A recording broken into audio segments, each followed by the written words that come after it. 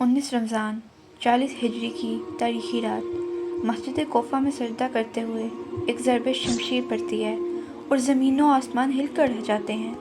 فزتو ورب الکعبہ، رب کعبہ کی قسم میں کامیاب ہو گیا۔ یہ وہ الفاظ تھے جو حضرت علی کے لب سے نکلے۔ اب سوال یہ پیدا ہوتا ہے کہ وہ کون تھا جس نے حضرت علی پر وار کیا؟ کیا وہ پہلے سے جانتے تھے کہ ان پر حملہ ہونے والا ہے؟ اور وہ کون سی نشانیاں تھیں جو اس المناک واقعے کی پیشن گوئی کر رہی تھیں؟ آج ہم جانیں گے حضرت علی کی شہادت کی وہ تفصیلات جو بہت کم لوگ جانتے ہیں۔ رسول اللہ نے ایک دن فرمایا، اے علی، ایک دن تمہاری داڑھی تمہارے سر کے خون سے رنگین ہوگی۔ یہ الفاظ گویا ایک اٹل حقیقت کا اعلان تھے جو وقت کے ساتھ قریب آتی گئی۔ حضرت علی کو معلوم تھا کہ ان پر کیا گزرنے والی ہے، مگر وہ ہر حال میں صبر و رضا کی تصویر بنے رہے۔ ابن ملجم عبد الرحمن ابن ملجم قبیلہ بنی برات سے تعلق رکھتا تھا اور خوارج میں شامل تھا۔ خوارج وہ گروہ تھا جو جنگ صفین کے بعد حضرت علی، حضرت معاویہ اور حضرت عمرو بن العاص کے خلاف ہو گیا تھا۔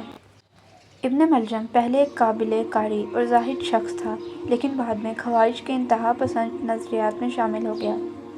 خوارج کے 3 افراد ابن ملجم، برق بن عبداللہ اور عمرو بن بکر نے منصوبہ بنایا کہ وہ حضرت علی، حضرت معاویہ اور حضرت عمرو بن العاص کو قتل کریں گے۔ ابن ملجم پر حضرت علی کو شہید کرنے کی ذمہ داری دی گئی۔ نبی کریم نے خوارج کے بارے میں پہلے ہی فرمایا تھا کہ یہ لوگ دین سے ایسے نکل جائیں گے جیسے تیر کمان سے نکلتا ہے۔ ابن ملجم کی سازش۔ ابن ملجم کوفہ پہنچا اور 1000 درہم میں زہر میں بھجی ہوئی تلوار خرید لی۔ وہ موقع کی تلاش میں کوفہ کی گلیوں میں بھٹک رہا۔ اسی دوران اس کی نظر قطاطہ نامی ایک عورت پر پڑی جو معاویہ کی رشتہ دار تھی۔ ابن ملجم اس پر فریفتہ ہو گیا اور نکاح کی گفتگو ہونے لگی۔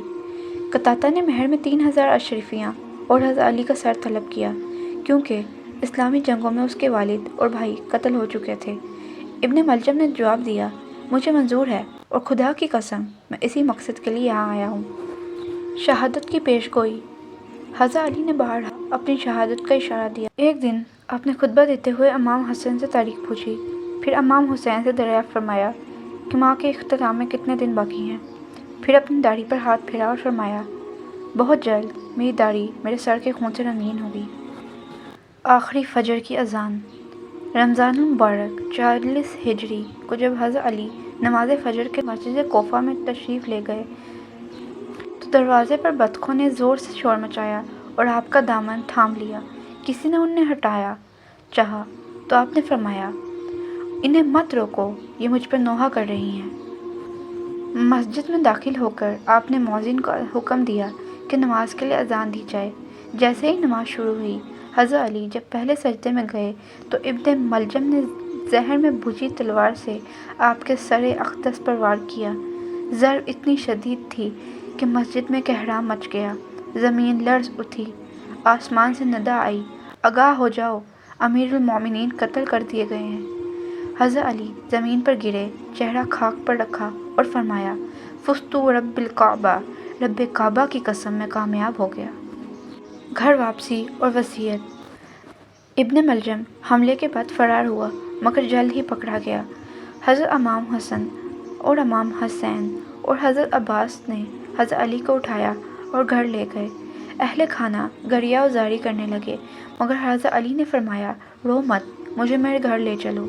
جب گھر پہنچے تو آپ نے فرمایا، اے صبح، تو گواہ رہنا، میں نے کبھی نماز قضا نہیں کی اور خدا و رسول کی مخالفت نہیں کی۔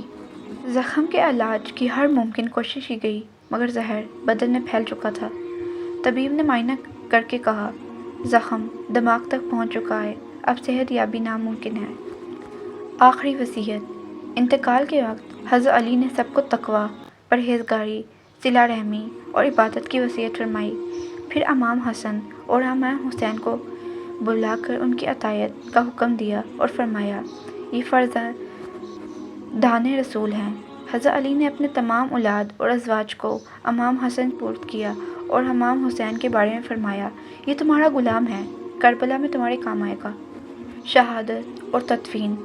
رمضان المبارک 40 ہجری کو حضرت علی کی روح قفیس عنصری سے پرواز کر گئی۔